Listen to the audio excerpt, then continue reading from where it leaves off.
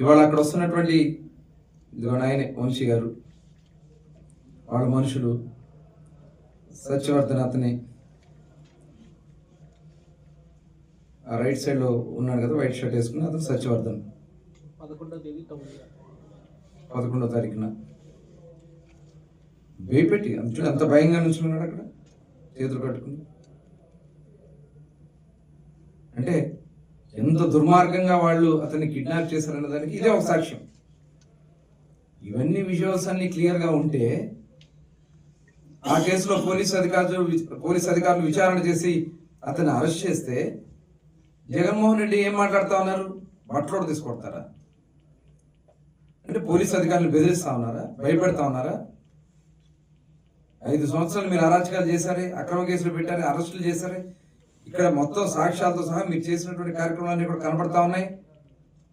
ఇవాళ ఆ కేసులో అతను అరెస్ట్ చేస్తే ఇవాళ మీరు వచ్చి బెదిరించి భయభ్రాంతులు చేయాలని చూస్తారా? జరగదు. కృష్ణా జిల్లాలో జరగదు, ఎక్కడ కూడా జరగదు. ఈ రాష్ట్రంలో ఎక్కడా కూడా మీ బెదిరింపులకు భయపడం. ప్రజాస్వామ్యబద్ధంగా గౌరవ ముఖ్యమంత్రి చంద్రబాబు నాయుడు గారి నాయకత్వంలో నిజంగా మేము కక్షపూరితంగా చేయాలంటే వచ్చిన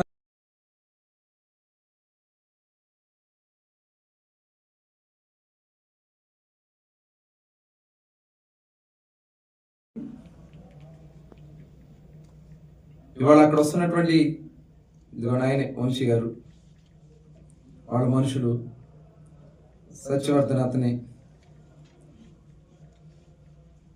ఆ రైట్ సైడ్ లో ఉన్నాడు కదా, వైట్ షర్ట్ వేసుకుని, అతను సత్యవర్ధన్. 11వ తారీఖున భయపెట్టి చూడు అంత భయంగా నుంచున్నాడు అక్కడ చేతులు కట్టుకుని. అంటే ఎంత దుర్మార్గంగా వాళ్ళు అతన్ని కిడ్నాప్ చేశారన్న దానికి ఇదే ఒక సాక్ష్యం. ఇవన్నీ విజువల్స్ అన్ని క్లియర్ గా ఉంటే ఆ కేసులో పోలీస్ అధికారులు విచారణ చేసి అతన్ని అరెస్ట్ చేస్తే జగన్మోహన్ రెడ్డి ఏం మాట్లాడుతా ఉన్నారు? బట్టలోడు తీసుకొడతారా? అంటే పోలీస్ అధికారులు బెదిరిస్తా ఉన్నారా? భయపెడతా ఉన్నారా? 5 సంవత్సరాలు మీరు అరాచకాలు చేశారే, అక్రమ కేసులు పెట్టారే, అరెస్టులు చేశారే. ఇక్కడ మొత్తం సాక్ష్యాలతో సహా మీరు చేసినటువంటి కార్యక్రమాలన్నీ కూడా కనబడతా ఉన్నాయి.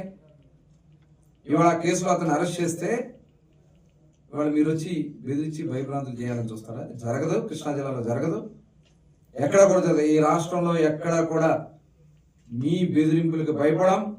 ప్రజాస్వామ్యబద్ధంగా గౌరవ ముఖ్యమంత్రి చంద్రబాబు నాయుడు గారి నాయకత్వంలో నిజంగా మేము కక్షపూరితంగా చేయాలంటే వచ్చిన